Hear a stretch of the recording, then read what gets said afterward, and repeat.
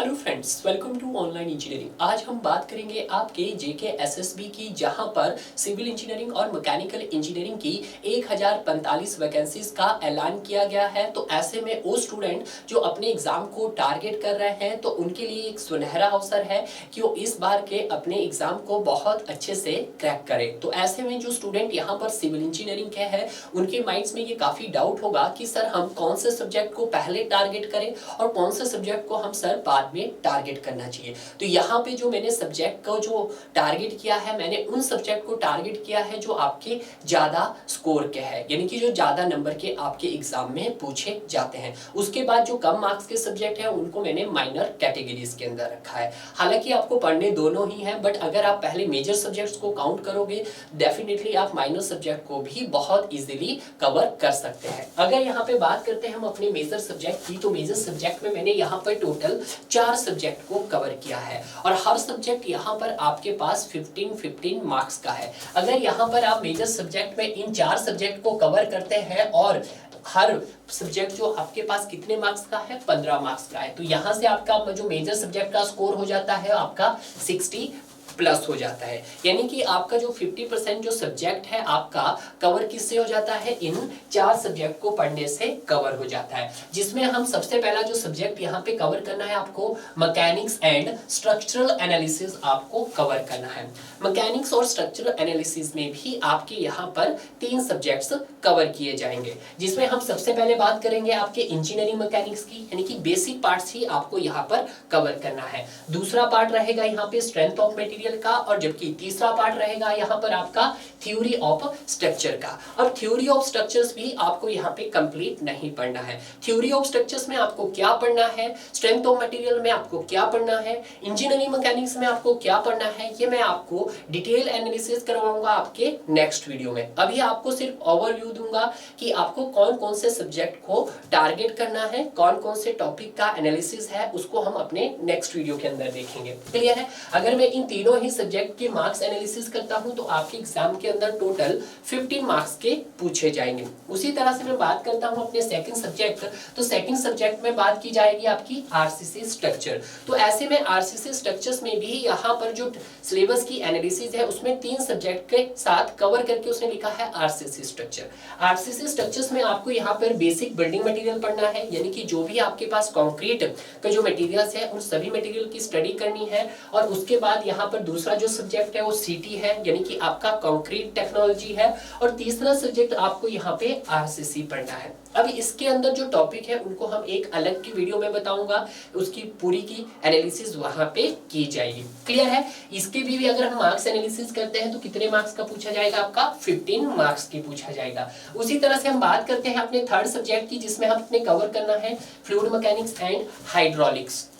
Fluid mechanics and hydraulics में भी आपने यहाँ पर 3 सब्जेक्ट को कवर करना है, जिसमें सबसे पहले यहाँ पे अगर बात की जाए open channel flow. Open channel flow students को काफी डाउट रहता है कि सर छोटा सा टॉपिक है, बट ऐसा नहीं है। ओपन चैनल फ्लो भी आपके लिए एक अलग सब्जेक्ट है, उसको अगर आप पढ़ना चाहो हर एग्जाम के अंदर ओपन चैनल फ्लो से क्वेश्चंस आता है। ओपन चैनल फ्लो हो गया, फिर आपका बेसिक फ्लूइड मैकेनिक्स हो गया, और फिर आपका क्या हो गया, हाइड्रोलिक मशीनरी हो गया। इन तीनों ही सब्जेक्ट की अगर हम एनालिसिस काउंट करते हैं यहाँ पे तो वो भी आपके पास 15 मार्क्स है। अब ओपन चैनल फ्लो से आपको क्या स्टडी करना है, तो ओपन चैनल फ्लो से आपको पूरा ओपन चैनल फ्लो पढ़ना है। बेसिक फ्लूइड मैकेनिक्स से आपको क्या पढ़ना है, तो इनको हम डिटेल वाले वीडियो में कवर करेंगे। क्लियर है? उसी तरह से बात करते हैं आपकी कंस्ट्रक्शन प्लानिंग एंड मैनेजमेंट की।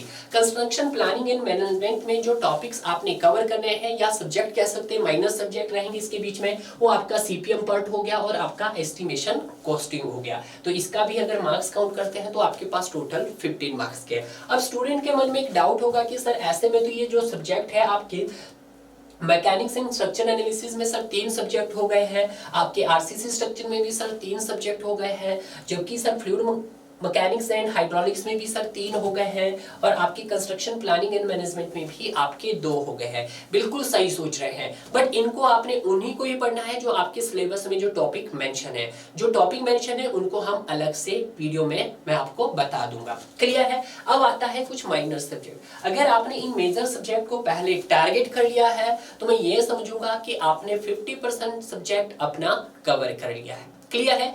इन जो आपके पास ये मैंने 4 सब्जेक्ट बताए हैं, इन चारों ही सब्जेक्ट के जितने भी एसएससी जी के पीवाईक्यू है, आपके गेट के जो बेसिक लेवल के क्वेश्चंस है, इंजीनियरिंग सिविल सर्विसेज के जो क्वेश्चंस है जो आपको लगते हैं कि आ सकते हैं, तो आप उन सभी क्वेश्चंस को भी साथ में प्रैक्टिस कीजिएगा अगर आप जेके एसएसबी के अंदर सिलेक्शन चाहते हो। क्लियर है। उसके बाद हम बात करते हैं आपके माइनस सब्जेक्ट की। माइनस सब्जेक्ट में जो इसके अलावा जितने भी सब्जेक्ट हो गए वो माइनस सब्जेक्ट्स में काउंट करूंगा। क्लियर है। उनकी एनालिसिस मार्क्स जो है वो आपका इक्वली रहने वाला है। अगर यहाँ पे बात की जाए सर्वेइंग की, तो सर्वेइंग का आपके पास 10 मार्क्स का पूछा जाता है। ठीक है। सर्वेइंग आपको एडवांस सर्वेइंग यहाँ पे नहीं पढ़ना है, आपको यहाँ पे सिर्फ बेसिक सर्वेइंग के बारे में ही डिस्कस करना है।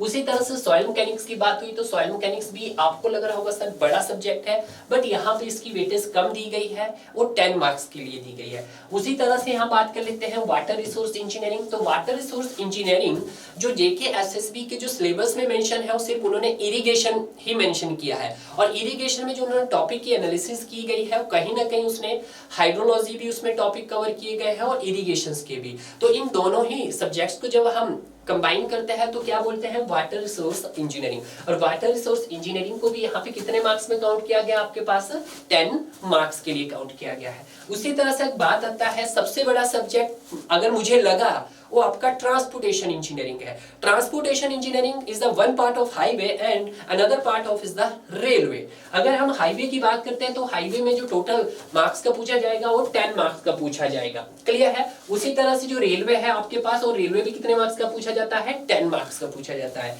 अगर आप यहाँ से हाईवे और रेलवे को देखते हैं तो ये कितने मार्क्स का है, 20 मार्क्स का है। तो ट्रांसपोर्टेशन के अंदर ही हम इसको काउंट करते हैं तो कहीं ना कहीं ट्रांसपोर्टेशन की वेटेज सबसे ज्यादा है, यानी कि 20 मार्क्स की, तो इसको भी आप छोड़ नहीं सकते हैं। क्लियर है। उसके बाद आपका इन्वायरमेंटल इंजीनियरिंग आता है, और इन्वायरमेंटल इंजीनियरिंग जो जेके एसएसबी ने मेंशन किया है आपके सब्जेक्ट में, उसने कहा water supply and waste water, तो उसी को कहते हैं हम इन्वायरमेंटल इंजीनियरिंग। और इन्वायरमेंटल इंजीनियरिंग की जो वेटेज दी गई है वो आपको कितने मार्क्स की दी गई है, 10 मार्क्स दी गई है। ये मैंने आपको पहले ही बता दिया है कि यहाँ पे जो आपका सिलेबस होगा, आपका जो पेपर होगा, वो आपके पास कैसे रहने वाला है सर, एमसीक्यू बेस्ड रहने वाला है। अगर बात करते हैं सर वहां पे टोटल क्वेश्चंस की, तो टोटल क्वेश्चंस कितने रहने वाले हैं सर, 120 रहने वाले हैं। टाइम कितना दिया जाएगा सर, आपके पास यहाँ पे जो टाइम दिया जाएगा वो आपके पास 120 मिनट का टाइम दिया जाएगा, यानी कि एक क्वेश्चन को सॉल्व करने के लिए 1 मिनट का टाइम आपको दिया जाएगा। तो ऐसे में अगर आप सोच रहे हैं जेके एसएसबी को टारगेट कर रहे हैं तो देरी मत कीजिएगा, जल्दी से जल्दी। डियर, कुछ स्टूडेंट ऐसे भी होंगे जिनकी तैयारी पहले से बहुत अच्छी होगी, बट उनको लग रहा होगा कि सर हम कौन से सब्जेक्ट से टारगेट करें। तो मेरा जो मानना है, आपको जो सबसे पहले जो सब्जेक्ट यहाँ पे टारगेट करने चाहिए वो आपका आरसीसी स्ट्रक्चर भी आप पहले कर सकते हैं, आप चाहो तो कंस्ट्रक्शन प्लानिंग एंड मैनेजमेंट को भी कवर कर सकते हैं, आप चाहो तो फ्लूइड मैकेनिक्स एंड हाइड्रोलिक को भी कवर कर सकते हैं, आप चाहो तो ट्रांसपोर्टेशन का पार्ट भी पहले कवर कर सकते हैं। ट्रांसपोर्टेशन के जो पार्ट्स में आपको कवर करना है वो सिर्फ हाईवे और रेलवे कवर करना है। क्लियर है। अगर आपको ये वीडियो अच्छा लगा तो वीडियो को लाइक कीजिएगा, शेयर कीजिएगा, और इसी तरह वीडियो अगर आप चाहते हैं तो अगला वीडियो जो मैं आपका जो सिलेबस है उसकी कंप्लीट एनालिसिस आपको बताऊंगा कि आपको कौन से सब्जेक्ट में कौन से टॉपिक में कमांड करना है, ताकि आप जेके एसएसबी को क्रैक कर सके। डियर, तो तब तक के लिए मैं आप सभी से विदा चाहता हूं, और इसी तरह से आप हमारे चैनल के साथ जुड़ते रहिएगा और आगे बढ़ते रहिएगा।